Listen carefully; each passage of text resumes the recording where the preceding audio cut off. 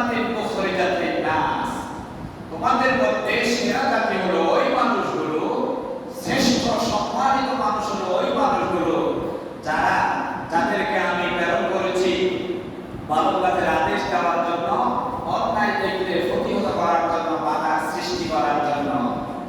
তাহলে আল্লাহ পাক এই আয়াতে বললেন পৃথিবীতে শ্রেষ্ঠ মানুষ, সম্মানিত মানুষ হলো ওরা যারা মানুষদেরকে ভালো কাজের আদেশ দেয়, অন্যায় দেখলে বিধিনিষেধ জারি করে, বাধা প্রদান করে। এই কাজ যারা করে এই মানুষগুলো সবচেয়ে শ্রেষ্ঠ। কে বলেছেন? আল্লাহ বলেছেন। আল্লাহ রাব্বুল আলামিন সূরাতুল হজ্জের ভিতরে বলেন পৃথিবীতে মানুষ যদি শ্রেষ্ঠত্বের আসনে সমাসীন হয়, মানুষ যদি রাষ্ট্রীয় পাওয়ারে আসে, মানুষের হাতে যদি ক্ষমতা থাকে, মানুষের মৌলিক কাজ হলো চারটা। আল্লাযীনা মাক্কান্নাহুম ফিল আরদি আকামুস সালাতা ওয়া আতাউস যাকাত ওয়া আমারু বিল মা'রুফি ওয়া নাহাউ আনিল মুনকার ওয়া লিল্লাহি আকিবাতুল উমুর। 17 নম্বর পারা 16 নম্বর পৃষ্ঠা সূরাতুল হজ্জের 41 নম্বর আয়াতে আল্লাহ পাক বলেন মুসলমানরা যদি, ইমানদাররা যদি পাওয়ারে থাকে, রাষ্ট্রীয় ক্ষমতায় থাকে, মর্যাদার আসনে থাকে, তাদের জন্য চারটি কাজ করা ফরজ। কয়টা কাজ? এক নম্বর হলো আল্লাযীনা মাক্কান্নাহুম ফিল আরদি আকামুস সালাত, এই মানুষগুলো নামাজ রাষ্ট্রীয়ভাবে কায়েম করবেন, ওয়া আতাউস যাকাত, রাষ্ট্রীয়ভাবে যাকাত আদায় করবেন। তিন নম্বরে ওয়া আমারু বিল মা'রুফ, ভালো কাজের আদেশ দিবেন, ওয়া নাহাউ আনিল মুনকার, অন্যায় দেখলে প্রতিহত করবেন। তাহলে আমরা বাংলাদেশের মুসলমানরা ক্ষমতা না মুসলিম ক্ষমতা? কথা বলেন। বিগত 53 বছর মুসলমান ছিল না, হিন্দু বৌদ্ধ খ্রিস্টান ছিল, কিন্তু নামাজ কি রাষ্ট্রীয়ভাবে কায়েম হয়েছে? যাকাত কি রাষ্ট্রীয়ভাবে আদায় হয়েছে? ভালো কাজের আদেশ কি রাষ্ট্রীয়ভাবে হয়েছে? অন্যায় কাজের বাধা, অন্যায়কে প্রতিহত করা কি রাষ্ট্রীয়ভাবে হয়েছে? হয়। অথচ আল্লাহ বললেন আল্লাযীনা মাক্কান্নাহুম ফিল আরদ, মুমিনরা মুসলমানরা যদি ক্ষমতায় থাকে, রাষ্ট্রীয় পাওয়ারে থাকে, আমি যদি তাদেরকে রাষ্ট্রীয় মর্যাদা, রাষ্ট্রের মালিক বানাই, তারা চারটি কাজ করবে। এক নম্বরে তারা নামাজ কায়েম করবে, দুই নম্বরে তারা যাকাত আদায় করবে, তিন নম্বরে তারা ভালো কাজের আদেশ দিবে, চার নম্বরে অন্যায় দেখলে প্রতিহত করবে। এরপরে আল্লাহ বলে দেন 4 নম্বর পারা 3 নম্বর পৃষ্ঠা সূরা আল ইমরানের 104 নম্বর আয়াতে বলেন ওয়াল তাকুম মিনকুম উম্মাতুন ইয়াদউনা ইলাল খায়রি ওয়া ইয়া'মুরুনা বিল মা'রুফি ওয়া তানহাউনা আনিল মুনকার। আজকের আলোচনা বুঝতে দুটো শব্দ জ্ঞান করতে হবে। একটা হলো মা'রুফ, আরেকটা হলো মুনকার। মা'রুফ মানে হলো ভালো কাজ, মুনকার মানে হলো খারাপ কাজ। এটা জ্ঞান রাখবেন। মা'রুফ মানে হলো ভালো কাজ, মুনকার মানে হলো খারাপ কাজ। তো আল্লাহ পাক এই আয়াতে বলেন ওয়াল তাকুম মিনকুম উম্মাতুন ইয়াদউনা ইলাল খায়র, তোমাদের ভিতরে একটি দল এমন হওয়া উচিত যারা মানুষদেরকে ভালো কাজের আদেশ দিবে, ওয়া তানহাউনা আনিল মুনকার, অন্যায় কাজ দেখলে প্রতিহত করবে। আল্লাহ পাক বলেন ওয়া উলাইকা হুমুল মুফলিহুন, এই মানুষগুলো সফল হবে যারা মানুষদেরকে ভালো কাজের আদেশ দিবে, অন্যায় দেখলে বাধা সৃষ্টি করবে, প্রতিহত করবে। ওয়া উলাইকা হুমুল মুফলিহুন,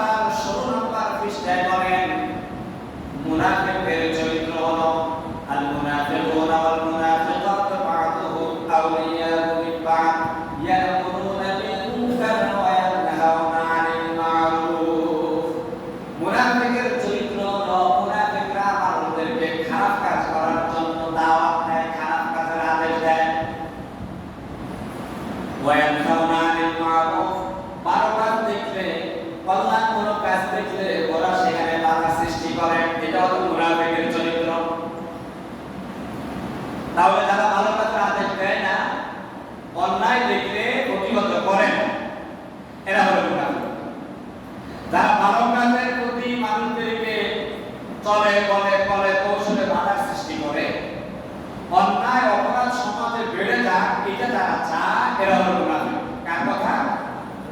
কোন সূরা? সূরাতুত তাওবা পারা নাম্বার 10 পৃষ্ঠা নাম্বার 16 বাড়িতে যাই দেখে নিন। এরপরে পারা নাম্বার 10 পৃষ্ঠা নাম্বার 17 আল্লাহ পাক মুমিনের কোয়ালিটি বর্ণনা করতে গিয়ে বলেন, আল মুমিনুনা ওয়াল মুমিনাতু বা'দুহুম আউলিয়াউ বা'দ। মুমিনরা একজন আরেকজনের বন্ধু। ইয়ামুরুনা বিল মা'রুফ, তারা ভালো কাজের একজন আরেকজনকে ভালো কাজের আদেশ দেয়। ওয়া তানহাউনা আনিল মুনকার, একজন আরেকজনকে যদি অন্যায় কাজ করতে দেখে সাথে সাথে তারা বাধার সৃষ্টি করে, প্রতিহত করে। তাহলে মুমিনের চরিত্র হলো ভালো কাজে কি দেওয়া, আদেশ করা, ভালো কাজের দাওয়াত দেওয়া, অন্যায় দেখলে প্রতিহত করা। এটা কার চরিত্র? কথা বলে, এটা কার চরিত্র? কে বলেছেন? আল্লাহ বলেছেন। আর মুনাফিকের চরিত্র হলো ভালো কাজের বিরোধিতা করা, অন্যায় অপরাধকে সহযোগিতা করা।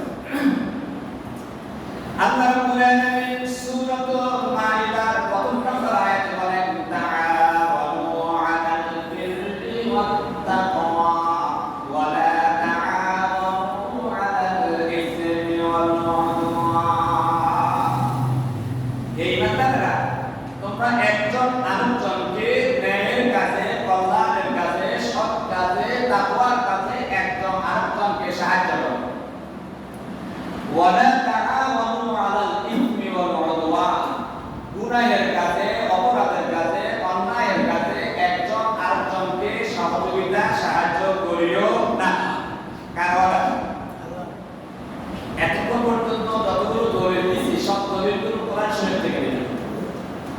হযরত লুকমান হাকিম তার ছেলেকে দাওয়াত দিচ্ছেন, ইয়া বুনাইয়া ইন্নাহা ইন তাকুম মিসকালা হাববাতিন মিন খারদালিন ফাতাকুন ফি সাখারাতিন আও ফিস সামাওয়াতি আও ফিল আরদি ইয়াতি বিহাল্লাহ ইন্নাল্লাহা লাতীফুন খাবীর।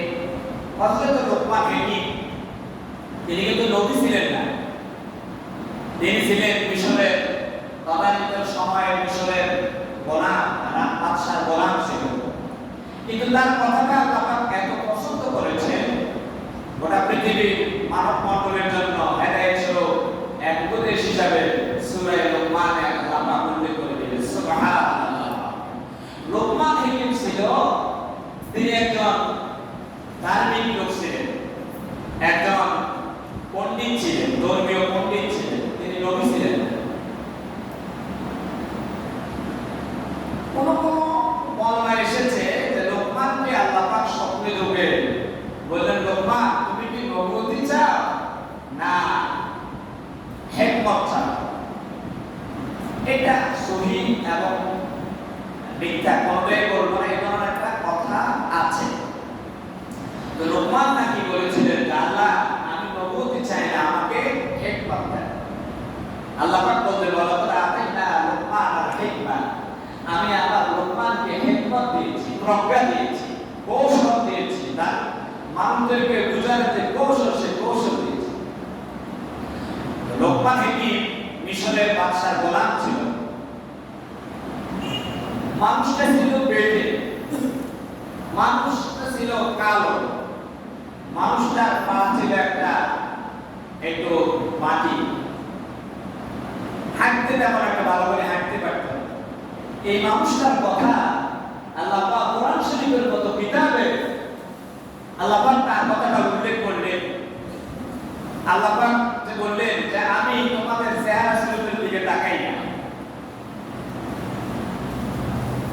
নমরুদের কথা, নমরুদের ইতিহাস আছে, কিন্তু সরাসরি নমরুদ শব্দটা কোরআন শরীফে নেই, এরকম শব্দটা আছে। কিন্তু নমরুদ তদানীন্তন সময়ের আবু জেহেল, ওর নামটা কোরআন শরীফে নেই, কিন্তু ওর তো পাওয়ারফুল একটা লোক ছিল।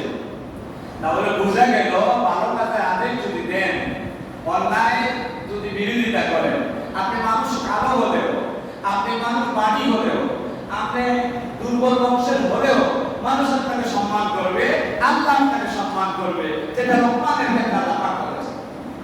সুবহানাল্লাহ। এই লোকমান তিনি ছিলেন মিশরের বাদশার গোলাম। লম্বা কাহিনী, হযরত লোকমান হাকিমের কথা পুরোটা বলবো না।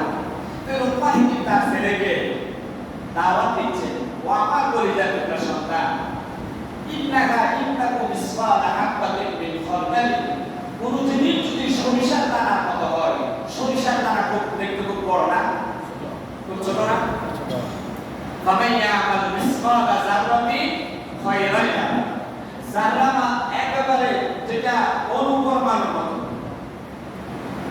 লোকমান হাকিম তার ছেলেকে বলতেছে, ও আমার কলিজার টুকরা সন্তান, কোন আমল যদি সরিষার দানার মতো ছোট হয়, কোন অপরাধ যদি সরিষার দানার মতো ছোট হয়,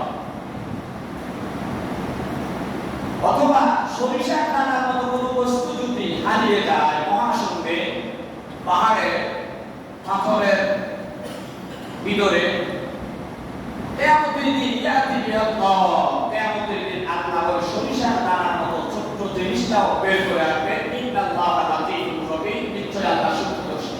এই কথা কে কাকে বলতেছে? হযরত লোকমান তার সন্তানকে বলতেছে। পরে বলতেছে আয়াতে, পরের আয়াতে বলতেছে, ইয়া বুনাইয়া আকিমিস সালাতা ওয়া আমুর বিল মা'রুফি ওয়া নাহা আনিল মুনকার। ও আমার কলিজার টুকরা সন্তান, নামাজ কায়েম করবা। আকিমিস সালাতা, নামাজ কায়েম করবা। তারপরে ভালো কাজের আদেশ দিবা, ওয়া নাহা আনিল মুনকার, অন্যায় দেখলে প্রতিরোধ করবা। ইন্না যালিকা মিন আসমিল উমুর, ওয়া আমার কলিজার টুকরা সন্তান, ভালো কাজের আদেশ যখন দিবা তখন তেমন একটা প্রতিরোধ আসবে না, বিরোধিতা আসবে না, অপবাদ আসবে না, মামলা হামলা আসবে না। যখন অন্যায়ের প্রতিবাদ করবে, মানুষ হত্যার প্রতিবাদ করবে, বাবা ইয়াবা ব্যবসায়ীদের প্রতিরোধ করবে, চাঁদাবাজদের ব্যাপারে কথা বলবা, ফ্যাসিবাদের বিরুদ্ধে কথা বলবা, দুর্নীতির বিরুদ্ধে কথা বলবা, ডাকাত সন্ত্রাস মাস্তানদের ব্যাপারে যখন কথা বলবা, তখন তোমাকে প্রতিহত করার জন্য একদল সন্ত্রাসী উঠে পড়ে লেগে যাবে। ইন্না যালিকা মিন আসমিল উমুর, আমার কলিজার টুকরা সন্তান, তখন তুমি সাফফান কান্নাকুম বুনিয়ানুম মারসুস, সীসা দ্বারা প্রাচীরের ন্যায় শক্ত হয়ে তুমি দৃঢ়ভাবে তোমাকে সবল করতে হবে। কে বলছে? কারে বলছে? তার কথাটা এত পছন্দ হয়েছে আল্লাহর কাছে, আল্লাহ পাক সূরা লোকমান 11 নম্বর পারা, 21 নম্বর পারা, 11 নম্বর পৃষ্ঠা সূরা লোকমানের সেই বয়ান এখন পর্যন্ত বিশ্ববাসীর জন্য নসিহত স্বরূপ উপদেশ হিসাবে কোট করে দিয়েছেন। সুবহানাল্লাহ। আল্লাহ রাব্বুল আলামিন কোরআন শরীফের 104 নম্বর সূরা সূরাতুন নাসর, ছোট্ট একটা সূরা, 4টি দফা নাযিল করলেন। সূরাতে